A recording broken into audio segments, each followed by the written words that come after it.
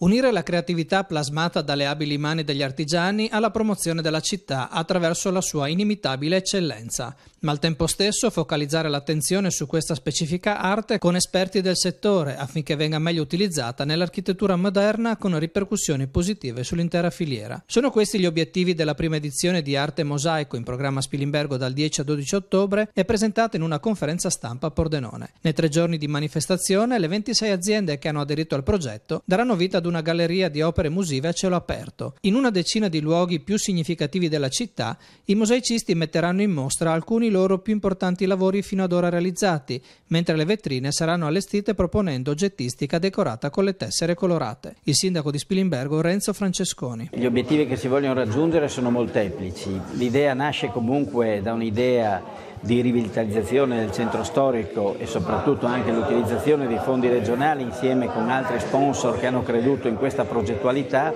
in modo di portare il mosaico effettivamente non solo nella città, ma fare collaborare diversi laboratori artigianali insieme ai commercianti, insieme quindi a tutte le attività produttive, tenendo come cellula di riferimento comunque la scuola, che è la matrice principale, la madre, se vogliamo, del mosaico a Spilimbergo, e quindi creare una serie di eventi che vanno sia dalla presentazione del mosaico, della tecnica, di una serie di storie che rappresentano non solo il mosaico in senso accademico, ma anche, se vogliamo, gli artigiani, i mosaicisti, e diffonderlo in tutto il paese in una 3 giorni che vedrà una serie di spettacoli, di iniziative culturali di vario genere, tutte incentrate proprio nella conoscenza del mosaico. Ricco il calendario di incontri, si va dal convegno regionale dell'Ordine degli Architetti al dibattito sul valore della cultura nel settore del turismo, passando attraverso il ruolo dell'artigianato mosaicista nell'economia regionale. Spazio poi alla musica con le esecuzioni in acustica in diverse zone della città in occasione della Notte Bianca di sabato, serata nella quale tra gli ospiti sarà presente anche il volto noto della TV Sebastiano Somma, che leggerà alcuni brani dedicati alla pittrice Irene di Spilimbergo. Anche l'enogastronomia si ritaglierà il suo spazio con la proposizione dei menù mosaico nei vari locali pubblici. La presenza in città della Scuola Mosaicisti del Friuli ha avuto certamente il suo ruolo propulsivo nell'ambito della manifestazione, come spiega il presidente dell'istituto Alido Gerussi. L'iniziativa è molto interessante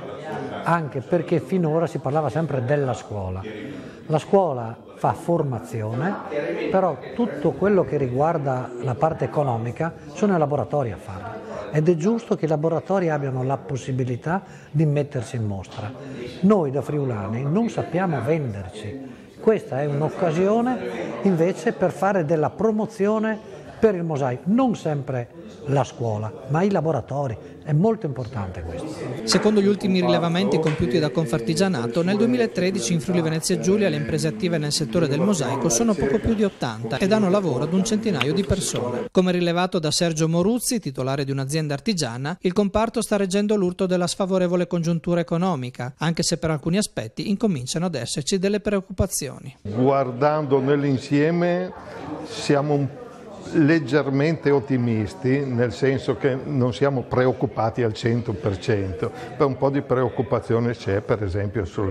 questo discorso della Russia, perché molti mercati ultimamente sono verso quei paesi lì, dall'Ucraina alla Russia, all'Azerbaigian, tutti i paesi verso l'est.